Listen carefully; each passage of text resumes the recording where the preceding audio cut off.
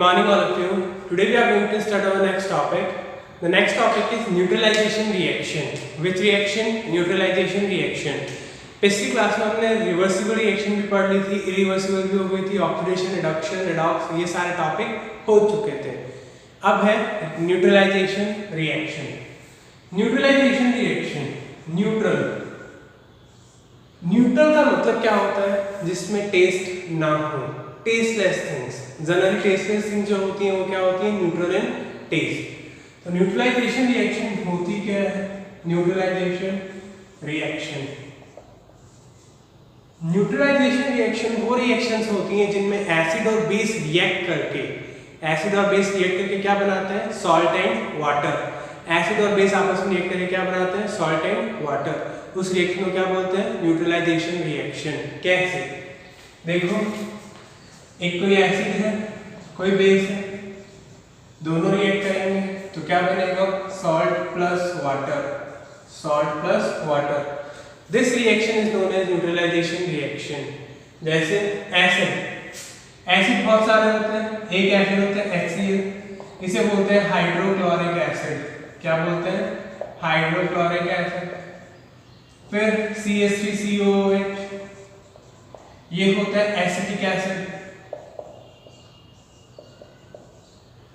फिर H2SO4, इसे बोलते हैं सल्फ्यूरिक एसिड. क्यों इन्हें एसिड कहा जाता है? इन्हें एसिड इसलिए कहा जाता है क्योंकि जब भी इनको पानी के अंदर डिसॉल्व करते हैं तो इनमें से H+ आयंस अलग हो जाती हैं. कौन सी आयंस अलग हो जाती हैं? H+ ions. H+ आयंस जिनमें से अलग होती हैं वो एसिड्स होते हैं. और बेसिस कौन कौन से हैं? जैसे NaOH, इसे कहते हैं सोडियम हाइड्रोक्साइड.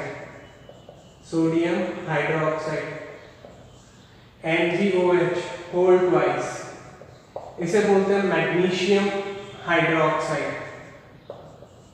Magnesium hydroxide. इस तरह से बहुत सारे बेसिस होते हैं. इन्हें बेसिस क्यों कहा जाता है? क्योंकि ये कौन सा आयन बाहर निकालते हैं? OH- आयन, जब इनको हम पानी के अंदर डिसॉल्व करते हैं. एसिड और बेस हम लोग वापस पढ़ेंगे चैप्टर 5 में, जो क्या है? Chemistry in everyday life. उस चैप्टर के अंदर हम इन सब चीज़ों को वापस डिस्कस कर लेंगे. अभी के लिए हमें सिर्फ क्या समझना है? What is neutralisation reaction. Neutralisation reaction is that reaction in which acid and base react together to form salt and water. जिस रिएक्शन के अंदर एसिड और बेस रिएक्ट करके सॉल्ट और वाटर बनाते हैं, उस रिएक्शन को हम क्या बोलते हैं? Neutralisation reaction. जैसे हमने एक एसिड लिया, हाइड्रोक्लोरिक एसिड HCl, और एक बेस ले लिया NaOH, तो ये क्या बनता है? NaCl plus H2O. NaCl sodium chloride. क्या होता है NaCl? Sodium chloride. Sodium chloride या फिर कॉमन सॉल्ट भी इसे बोलते हैं. सोडियम क्लोराइड या कॉमन सॉल्ट. इसी तरह एक और रिएक्शन देखते हैं, CH3COOH प्लस NaOH. इसमें भी क्या बनेगा? CH3COONA plus H2O. ये इसे क्या बोलते हैं? Sodium acetate. Sodium acetate. दो एग्जांपल्स बहुत है न्यूट्रलाइजेशन रिएक्शन के. क्या बना हमारे पास? न्यूट्रलाइजेशन रिएक्शन वो रिएक्शन होती है जिसमें एसिड और बेस आपको रिएक्ट करके सॉल्ट और वाटर बनाते हैं. जैसे hydrochloric acid plus sodium hydroxide gives rise to sodium chloride and water. CH3COH acetic acid plus NaOH give rise to sodium acetate and water. These both type of reaction are known as neutralization reaction. यही होता है neutralisation reaction. और जो यहाँ पे salt बनता है, इनका pH होता है. इनका pH कितना होता है? 7. फिक्स होता है 7 pH, उसको चेंज नहीं होता. यहाँ तक क्लियर है सबको? नेक्स्ट हम देखते हैं what is a catalyst. Next क्या है? कैटलिस्ट क्या होता है? कैटलिस्ट.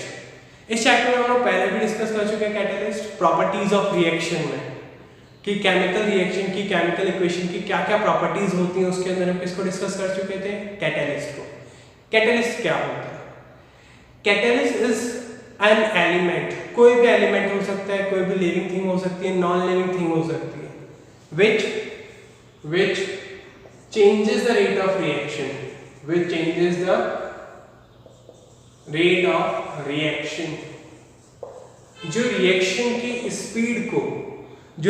की स्पीड को या वेलोसिटी को चेंज कर दे। यानी एक रिएक्शन को होने में 1 घंटा लग रहा था, मैंने उस रिएक्शन को धीरे कर दिया, तो आई एम अ कैटलिस्ट।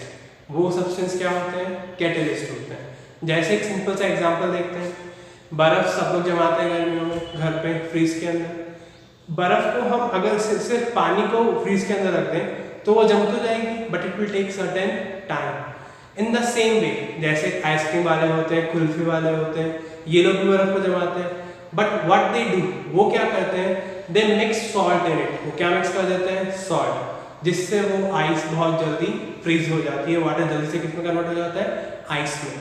तो वहाँ पे सॉल्ट किसका वर्क कर रहा है? कैटलिस्ट का। किसका वर्क कर रहा है? कैटलिस्ट। ऐसे ही एक रिएक्शन है, रिएक्शन है हमारे पास vegetable oil plus hydrogen Ni, और क्या बन जाता है? वेजिटेबल घी।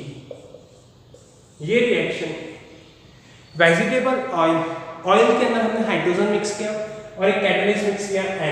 कौन सा कैटलिस्ट मिक्स किया? Ni। ये जो कैटलिस्ट है इसे बोलते हैं निकेल। क्या बोलते हैं? Nickel. NiCKEl, this is a catalyst. तो क्या किया हमने? वेजिटेबल ऑयल में हाइड्रोजन मिक्स किया और कैटलिस्ट कौन सा ऐड किया? Ni। तो क्या बन गया? वेजिटेबल घी। क्या बन गया? वेजिटेबल घी। तो ये जो Ni है ये क्या है? कैटलिस्ट है। ये क्या है? कैटलिस्ट। इसकी वजह से ऑयल किसमें कन्वर्ट हो गया? घी में कन्वर्ट हो गया। This type of reaction is, जहाँ पे भी कैटलिस्ट हम यूज करेंगे वहाँ पे एरो के ऊपर लिखते हैं कैटलिस्ट को। किसके ऊपर लिखते हैं? एरो के ऊपर। Next type of reaction is the types of catalyst. Next क्या है? टाइप्स। कैटलिस्ट के टाइप।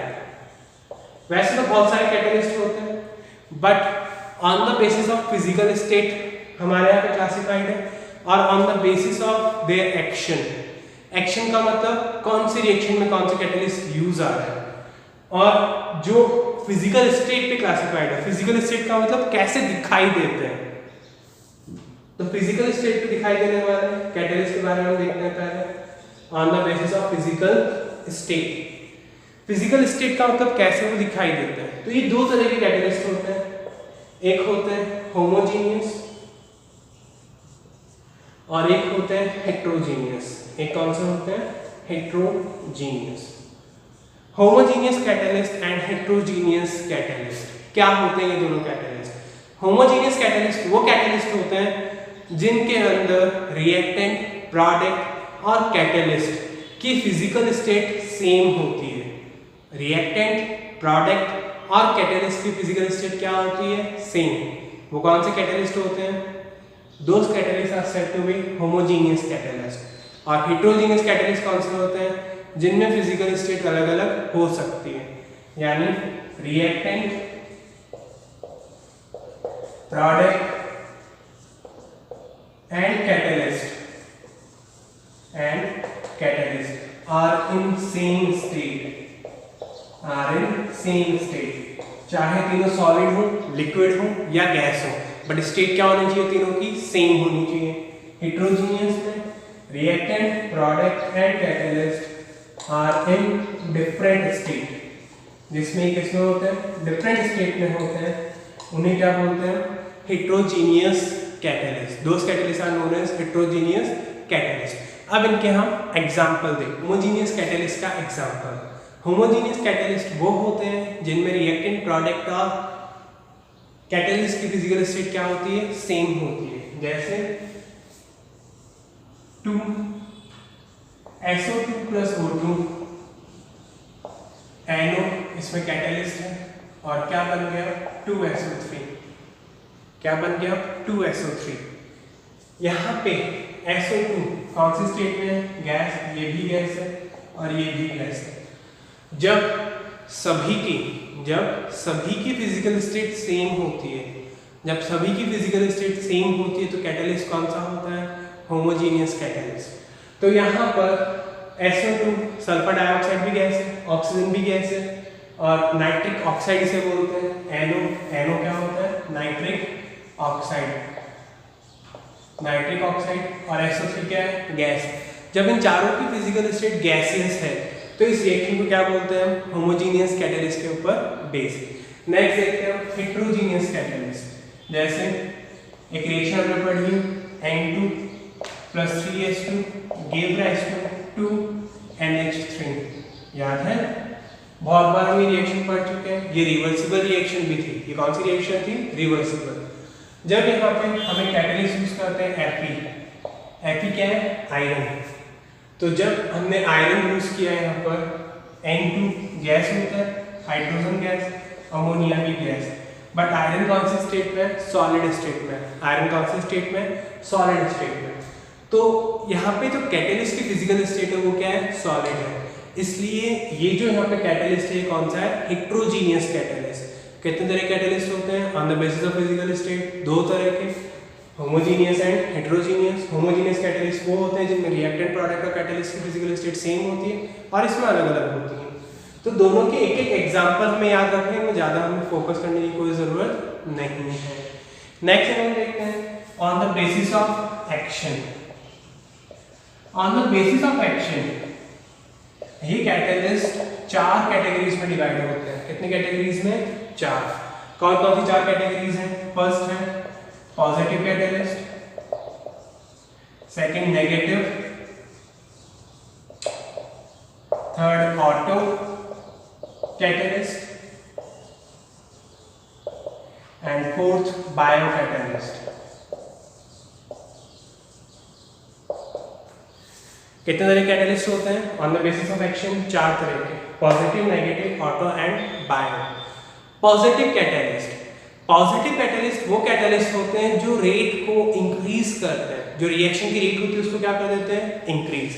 यानी अगर पहले रिएक्शन को 1 घंटे में होना था तो वो आधे घंटे में भी कंप्लीट हो गई। स्पीड को क्या कर दिया, इंक्रीज। वो रिएक्शन क्या, वो कैटलिस्ट कौन सा होता है, पॉजिटिव। इसी तरह जो नेगेटिव कैटलिस्ट होते हैं वो क्या करते हैं, रिएक्शन की स्पीड को कम कर देते हैं। जैसे 1 घंटे में कोई रिएक्शन हो रही थी और 2 घंटे में अब हो रही है। हम रिएक्शन को धीरे भी करना चाहते हैं कभी कभी। जैसे एक रिएक्शन होती है rusting of iron. Rusting of iron का मतलब होता है लोहे पर जंग लगना। हम लोग कभी नहीं चाहते कि लोहे के ऊपर जंग जल्दी से जल्दी लगे, तो हम यही चाहते हैं कि वो रिएक्शन क्या हो, धीरे होती जाए। तो वहाँ पे जो रिएक्शन होगी, जब रिएक्शन की स्पीड कम कर दे कोई कैटलिस्ट, तो उस कैटलिस्ट को क्या बोलते हैं, negative catalyst. Auto catalyst, auto का मतलब होता है ऑटोमेटिक, खुद से। जैसे यहाँ पे 2 रिएक्टेंट थे ए और बी, कंबाइन करके इन्होंने सी और डी बना दिया। तो क्या हुआ, ये जो प्रोडक्ट यहाँ पे बना सी या डी, इनमें से किसी ने भी अपने आप से ही, किसकी तरह बिहेव करने लगा है, कैटलिस्ट की तरह। इनमें से कोई एक अपने आप ही किसकी तरह बिहेव करने लग गया, कैटलिस्ट की तरह। तो उस रिएक्शन को क्या बोलते हैं, उस कैटलिस्ट को क्या बोलते हैं, ऑटो कैटलिस्ट। उस कैटलिस्ट को क्या बोलते हैं, ऑटो कैटलिस्ट। बायो कैटलिस्ट, जो बायोकेमिकल रिएक्शंस में जो कैटलिस्ट यूज आते हैं, बायोकेमिकल रिएक्शन यानी जो नेचर में रिएक्शंस होती है उनमें जो कैटलिस्ट यूज आते हैं उन्हें हम क्या बोलते हैं, बायो कैटलिस्ट। क्लियर है चारों। पॉजिटिव जो रेट को इंक्रीज कर दे, नेगेटिव जो रेट को डिक्रीज कर दे, ऑटो कैटलिस्ट जिसके अंदर प्रोडक्ट बनने के बाद कुछ टाइम के बाद किसकी तरह बिहेव करने लग जाए, कैटलिस्ट की तरह। उस रिएक्शन को क्या बोलते हैं, ऑटो कैटलिस्ट। और बायो कैटलिस्ट जो बायोकेमिकल रिएक्शंस में यूज आते हैं। अब इन चारों के हम एक एक एग्जांपल देखते हैं। तो सबसे पहले हम शुरू करते हैं positive catalyst. Positive catalyst first example, positive catalyst में हम वही रिएक्शन लिख सकते हैं जो हमने होमोजेनियस कैटलिस्ट में लिखी। कौन सी थी, 2SO2 + O2 give rise to NO give rise to 2SO3. This reaction is also can be used in positive catalyst because ये जो NO है यहाँ पर नाइट्रिक ऑक्साइड, ये रेट को क्या कर रहा है, इंक्रीज कर रहा है। The rate of reaction is increase by this. इसकी वजह से जो रिएक्शन की रेट है वो क्या हो रही है, इंक्रीज हो रही है। तो हम इसको भी यहाँ पे यूज कर सकते हैं। Second, negative catalyst. Negative catalyst वो कैटलिस्ट होते हैं जो रिएक्शन की रेट को स्लो डाउन कर देते हैं। जैसे 2H2O2 give rise to 2H2O, 2H2O plus O2, 2H2O2। H2O2 क्या होता है? Hydrogen peroxide. क्या बोलते हैं इसको? Hydrogen peroxide. H2O वाटर और O2 ऑक्सीजन। यहाँ पे ये जो रिएक्शन अभी नॉर्मल है, बट जब इसमें हम एक कैटलिस्ट ऐड कर देते हैं, ग्लिसरॉल, नाम सुना है ग्लिसरॉल या ग्लिसरीन, ग्लिसरॉल, इस सब्सटेंस को जैसे हम इसमें ऐड करते हैं तो इस रिएक्शन की स्पीड क्या हो जाती है? कम हो जाती है। इस रिएक्शन की स्पीड क्या हो जाती है? कम। This is known as negative catalyst. ये जो यहाँ पे ग्लिसरॉल बना, इसे क्या बोलते हैं? Negative catalyst. क्लियर है सबको यहाँ तक? Next, auto catalyst. Auto catalyst वो रिएक्शंस या वो कैटलिस्ट जिसके अंदर प्रोडक्ट बनने के कुछ टाइम के बाद कैटलिस्ट की तरह बिहेव करता है, उस रिएक्शन को हम क्या बोलते हैं? Auto catalyst. जैसे C2H5 COO C2H5, इसे बोला जाता है इथाइल एसीटेट। क्या बोलते हैं इसको? Ethyl acetate. जैसे ही रिएक्शन बिगिन हुई तो यहाँ पे दो प्रोडक्ट्स बनते हैं, एक बनता है CH3COOH और एक बनता है C2H5OH। एक क्या बनता है? CH3COH और एक क्या बनता है? C2H5OH। ये जो CH3COH है इसे क्या बोलते हैं? Acetic acid. ये क्या होता है? Acetic acid.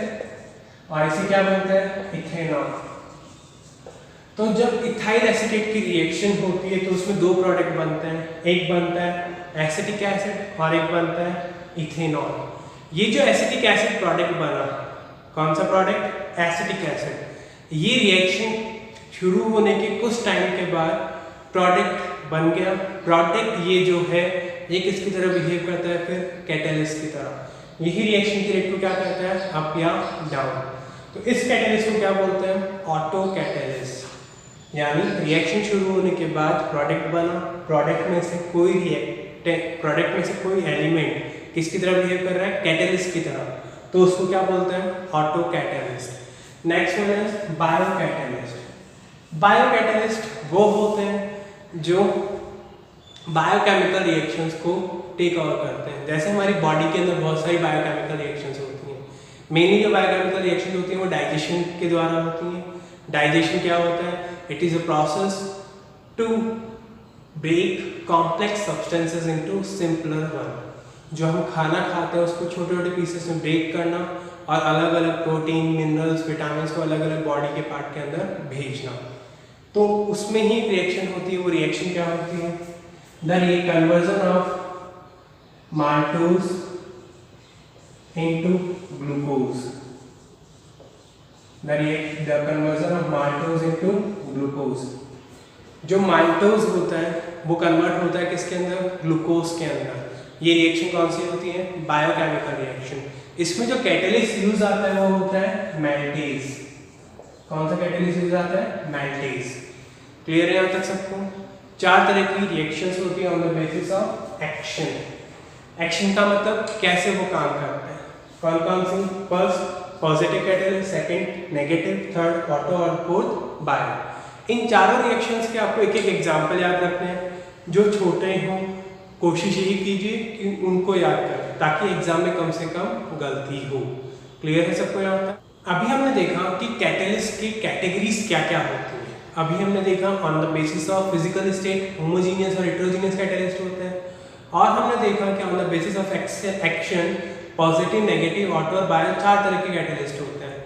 अब कुछ सब्सटेंस ऐसे भी होते हैं जो कैटलिस्ट के वर्क को इफेक्ट करते हैं। कैटलिस्ट के वर्क को क्या करते हैं? इफेक्ट। जैसे आपके घर में आपके पेरेंट्स हैं, ठीक है, आप स्कूल में टीचर्स हैं, प्रिंसिपल हैं। तो फॉर एग्जांपल टीचर ने आपको वर्क दिया, और आपने उस वर्क को कंप्लीट करने में कोशिश की कि बहुत जल्दी वर्क को कंप्लीट हो जाए, बट फिर भी वो टाइम से पहले नहीं हो पा रहा था।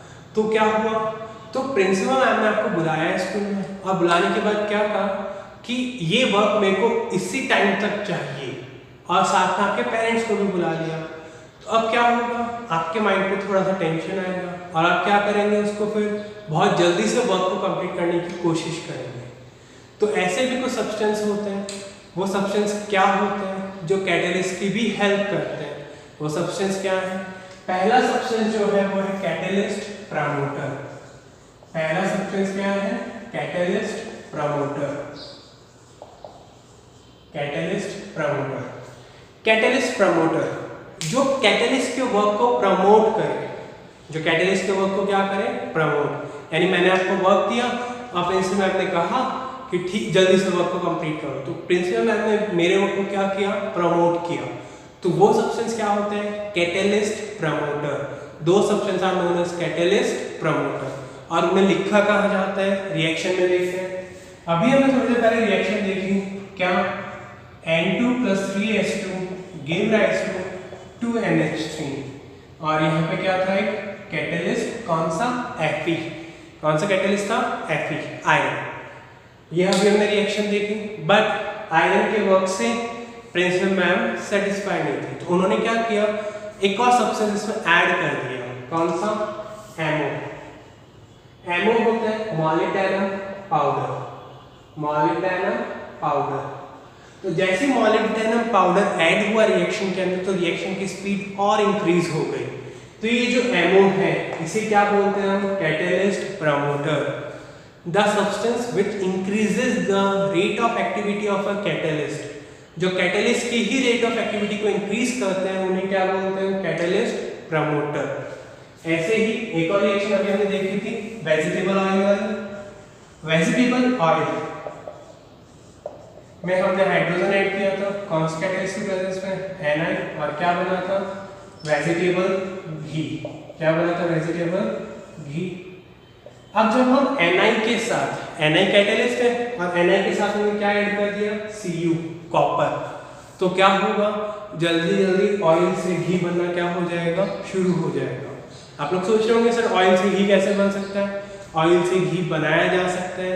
जो भी मिक्स्ड घी वगैरह आते हैं वो सब ऑयल से ही मिक्स होके बनते हैं। तो ये क्या है यहाँ पर? Cu क्या है? कॉपर। ये किसकी तरह वर्क कर रहा है? कैटलिस्ट के वर्क को प्रमोट कर रहा है, कैटलिस्ट प्रमोटर। नेक्स्ट जो दूसरा सब्सटेंस होता है वो होता है कैटलिस्ट इनहिबिटर। वो क्या होता है? Catalyst inhibitor.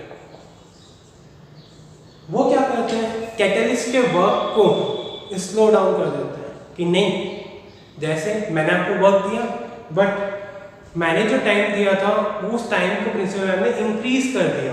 उस टाइम को क्या कर दिया? इंक्रीज। कोई बात नहीं बेटा, मैं सर ने 2 दिन कहा है, मैं आपको 5 दिन दे रही हूँ। तो जो 3 दिन एक्स्ट्रा लगे वो क्या हुआ? कैटलिस्ट के वर्क को कम कर दिया।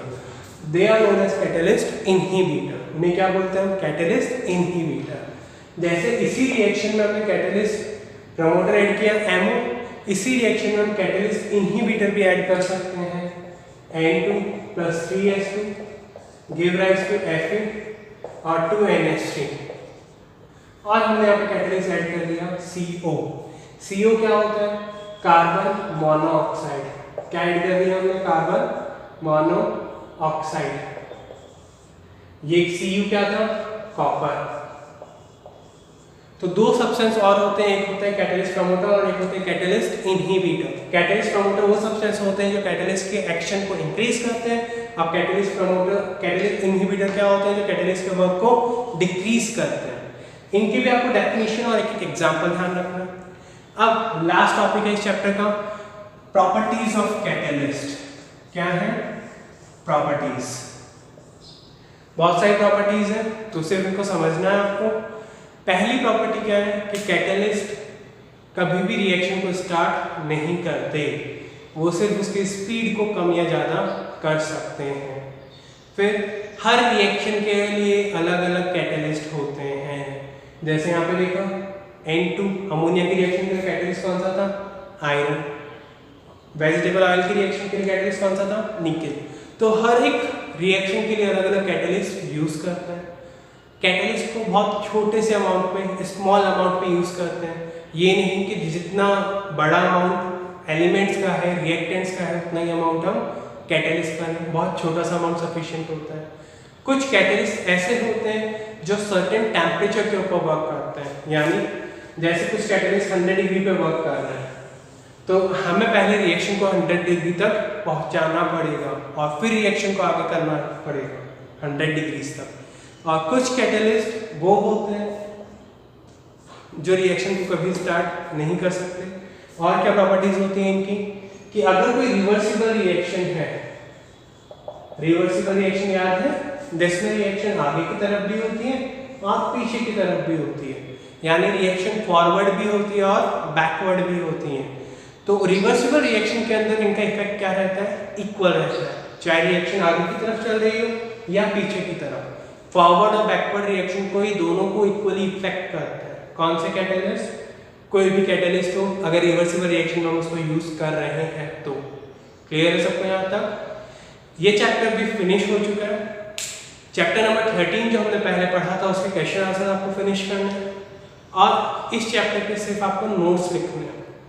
नोट्स में अगर आप चाहें तो रिएक्शंस को और ऐड कर सकते हैं, बट ये सफिशिएंट है। अगर आप रिएक्शंस को 2-3 आपको याद रखने की जरूरत है तो आप 2-3 रिएक्शंस को भी लिख सकते हैं, बट ये रिएक्शन क्या है, सफिशिएंट है, आप लोग को इतना ही वर्क करना है और ये नोट्स का वर्क यहाँ तक आपका कंप्लीट होना चाहिए। नेक्स्ट टर्न पे हम हमारा नेक्स्ट चैप्टर स्टार्ट करेंगे, चैप्टर नंबर 7 एटॉमिक थ्योरी। पढ़ रखा आप लोगों ने 9th में, डेल्टन थे, न्यूलैंड, पीरियोडिक टेबल वगैरह, वैलेंसी, ये सब क्या होते हैं, शॉर्ट में आपने पढ़ रखा है 9th में। अब हम वापस इस चैप्टर को पढ़ेंगे, chapter number 7। I hope all you have a nice day. Thank you all.